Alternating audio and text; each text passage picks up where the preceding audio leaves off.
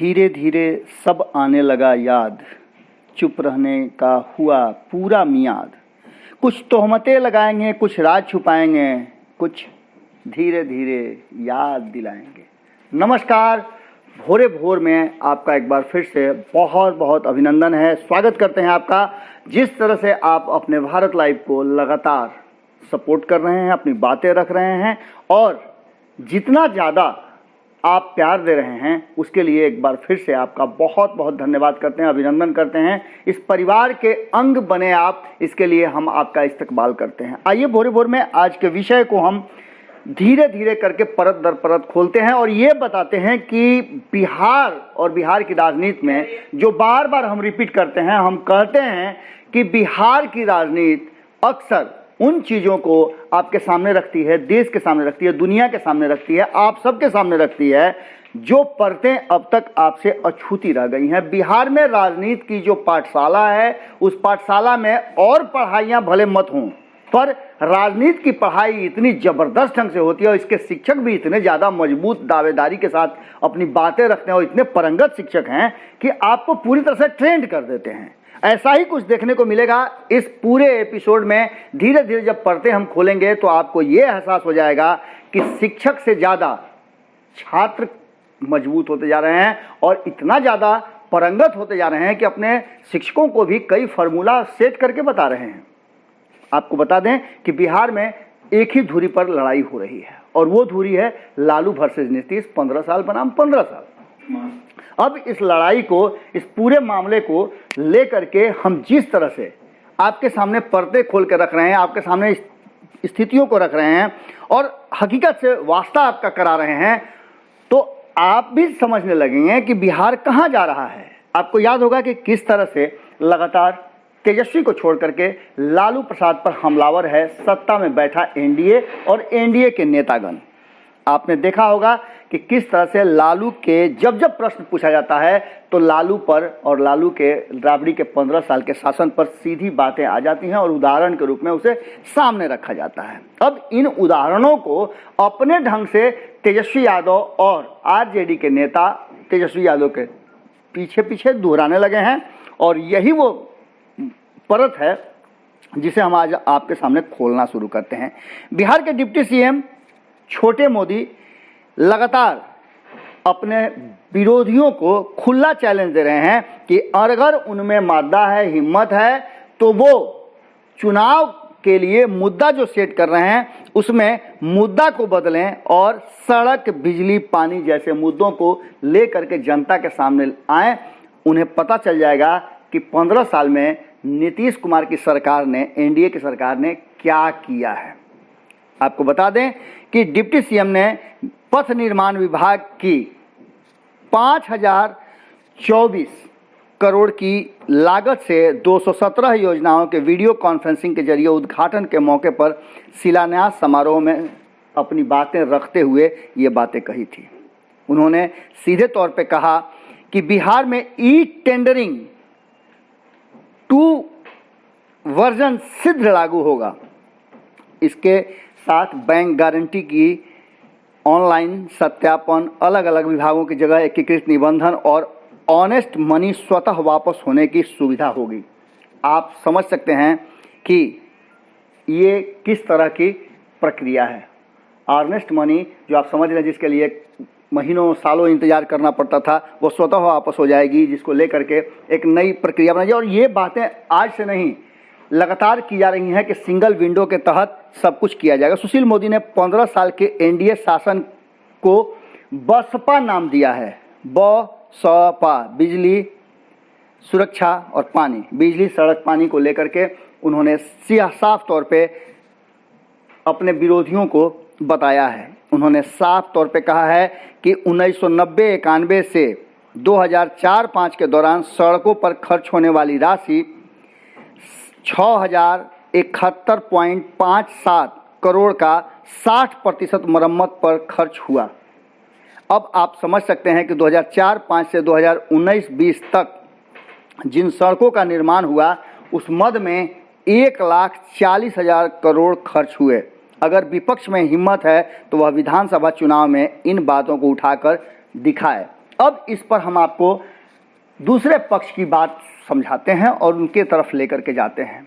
जैसा कि आप लगातार विपक्ष को देख रहे हैं कि विपक्ष ने सरकार पर हमला किया है और सीधे तौर पे शिक्षा से शुरू होते हुए दवाई तक लेकर के आए हैं, और हमने आपको इन परतों को लगातार खोल करके बताया है।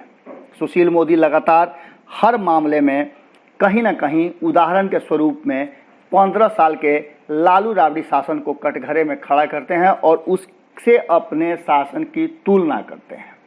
इस तुलना में भी विपक्ष ही नहीं, अब तो सत्ता में बैठे लोगों का भी कहना है, उनके साथियों का भी कहना है, जैसा कि चिराग पासवान ने कहा, जिसको लेकर के जम करके जदयू के तरफ से हमला हो रहा है और ये एक पूरे तरह से लगातार सीरियल वाइज हो रहा है। ये कोई पहला मौका नहीं है जब चिराग पासवान और रामविलास पासवान ने नीतीश कुमार के शासन और सुशासन पर उंगली उठाया हो। लगातार उंगली उठाया जा रहा है और इस उंगली उठाने की प्रक्रिया से कहीं ना कहीं विरोधियों को एनडीए पर चढ़ने का मौका मिल गया है, और विरोधी तो लगातार नीतीश सरकार के 15 साल के शासन को उंगली करते हुए और उसे दिखाने का लगातार प्रयास कर रहे हैं और जिसे जनता तक पहुंचाने का भी प्रयास कर रहे हैं। आपको बता दें कि 15 साल का समय कम नहीं होता है किसी भी सरकार और किसी भी व्यक्ति के लिए जिसके नाम के साथ सुशासन जुड़ा हुआ हो, न्याय के साथ विकास जुड़ा हुआ हो, जीरो टॉलरेंस की नीति की बात करता हो, CCC की बात करता हो। ऐसे व्यक्ति पर यदि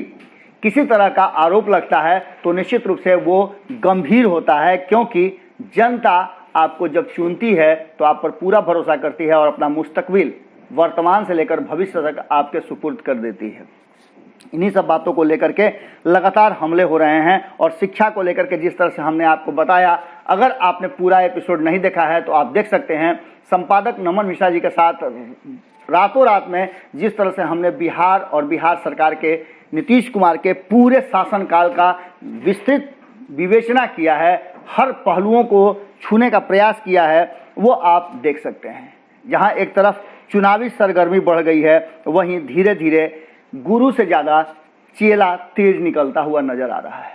लगातार तेजस्वी यादव नीतीश कुमार के लिए मुश्किल पैदा करते जा रहे हैं। वो नीतीश कुमार जिन्होंने 2015 में मात्र 5 साल पहले उंगली पकड़ करके जिस लड़के को राजनीति में प्रवेश कराया था, आज उन्हीं के लिए वो मुश्किल बना हुआ है और यही कारण है कि चिराग पासवान से लगातार नीतीश कुमार दूरी बना रहे हैं। इन बातों को भी आपके सामने हमने रखा है। उसके साथ ही नीतीश कुमार के साथ जो उनके पंचरत्न जुड़े हुए हैं वो भी लगातार, हालांकि चिल्ला करके अपनी बातें जितना मनवा लें, पर धीरे धीरे उनका भी पोल खुलता जा रहा है। जिस तरह से बूथ लेवल एजेंट की बातें हमने कही और उस पर हमने आपको विस्तृत एक रिपोर्ट पेश किया था कि किस तरह से भाजपा सहित जदयू के सारे दावों को ध्वस्त करते हुए तेजस्वी यादव सबसे आगे निकल चुके हैं और उन्होंने इस मैनेजमेंट में बाजी मार ली है, जो कि सबसे जरूरी चुनाव के लिए और मतदान के लिए होता है। इसके साथ ही लगातार आरसीपी सिंह जो संगठन को देख रहे हैं, बूथ मैनेजमेंट की बात कर रहे हैं, वो पूरी तरह से फेल नजर आते हैं। अगर बात करें राजीव रंजन उर्फ ललन सिंह की, तो वो भी सवर्णों को एक करने में कहीं ना कहीं फेल नजर आए। आपको बता दें कि इन सब को लेकर लगातार आपने देखा होगा किस तरह से भूमिहार अलग हो गए, ब्राह्मणों में रोष है नीतीश कुमार को लेकर के, राजपूत अलग होते जा रहे हैं। और कास्ट की बात करें, यानी कि भूरा बाल जिसको लेकर के बहुत सारी बातें की जाती थी और इस बात में कितनी हकीकत थी अब तक किसी ने साफ नहीं किया, पर इतना तो साफ हो गया है कि नीतीश कुमार ने और भारतीय जनता पार्टी ने जिस तरह से सवर्णों के साथ व्यवहार किया है, जितनी मुश्किल में सवर्ण नजर आते हैं, उनका गुस्सा कहीं ना कहीं दूसरी जगह डाइवर्ट होगा या फिर नोटा की तरफ जाएगा, जैसा कि लगातार हम आपको रिपोर्ट में दिखा रहे हैं। इन सब के साथ जो सबसे बड़ी बात कहने के लिए हम आपके सामने आज भोरे भोर में जुड़े हैं, वो बात है कि लगातार तेजस्वी यादव ने उंगली उठाया है कि एक सुई का भी कारखाना नीतीश कुमार के राज में नहीं लगा है। हमारे शुभचिंतक कई हैं जो हर चीज़ों को हमारे खबरों के साथ, हमारे विश्लेषण के साथ कमेंट में लिखते रहते हैं और इन्हीं सब बातों से निकल करके हम भी शोध करने के लिए प्रेरित होते हैं। आपको बता दें कि हमारे पास जो रिपोर्ट है, उस रिपोर्ट के हिसाब से तेजस्वी यादव ने जिस तरह से बातों को रखा है और ये बताया है कि जिस लालू राबड़ी के शासन को और लालू प्रसाद को आप टारगेट कर रहे हैं, उस लालू प्रसाद ने अपनी सरकार बिहार में नहीं रहते हुए नीतीश कुमार के सरकार में रेल मंत्री रहते हुए जिस तरह से रेल के 2-2 कारखाने खोले, ये एक मिसाल था। और ये नीतीश कुमार के जिस तरह से लालू प्रसाद को गलत साबित करने का और झूठ बोलने का प्रयास करते हैं, उस पर एक बड़ा तमाचा है।